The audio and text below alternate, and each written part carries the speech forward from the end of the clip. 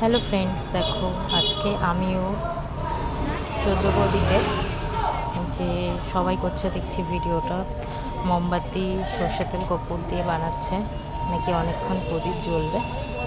তো সেই জন্যে প্রদীপগুলো আগে জলে ধুয়ে নিচ্ছি। দেখো আমার সাথে আমার ছোট মেয়েও সাহায্য করছে।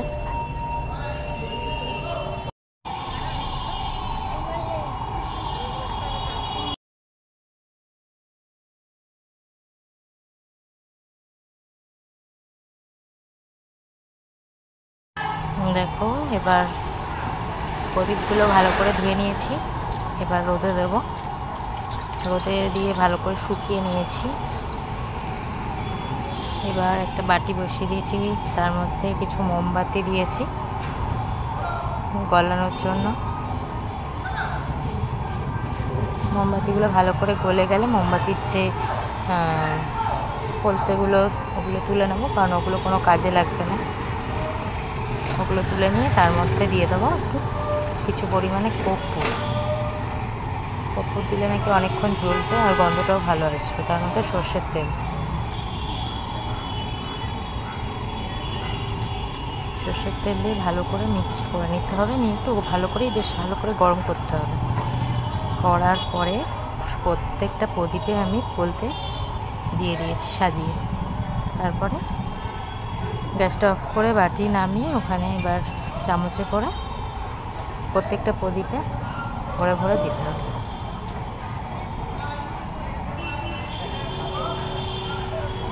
প্রথমবার দেওয়ার পরে একটু বসে যাচ্ছে, তারপরে আর একটুখানি দিলে পুরোটা ফুলফিল হয়ে যাচ্ছে। দেখো আমার প্রত্যেকটা প্রদীপে দেওয়া হয়ে গেছে।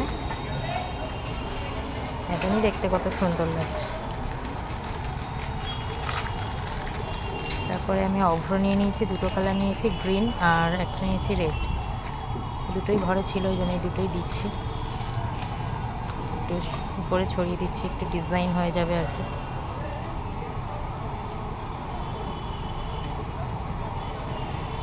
এটা জমে গেলে অভ্রগুলো আর উঠবে না, মোমের সাথে এঁটে যাবে।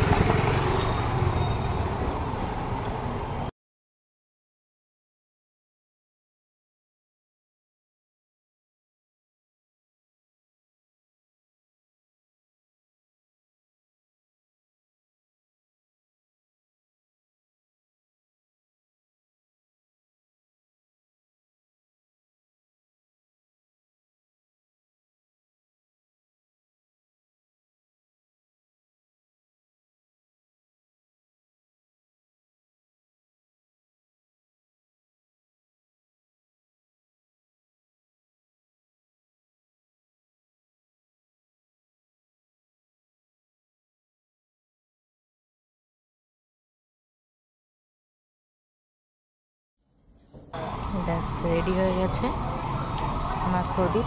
ডিজাইনটা ভালোই লাগছে, আরও কালারিং গ্লিটার থাকলে আরও ভালো লাগতো। তো যাই হোক, এটাই হয়তো অনেক, আমার কাছে তো ভালো লাগছে, তোমাদের কাছে কেমন লাগছে জানিও।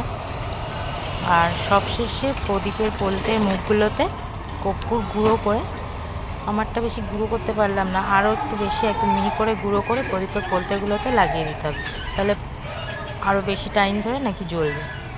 তো যাই হোক, আমিও লাগিয়ে দিলাম সবার কথা শুনে। তো দেখা যাক কতক্ষণ জ্বলে। এখন এটা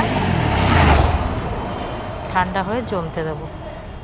তো চলো, আমার ভিডিওটা কেমন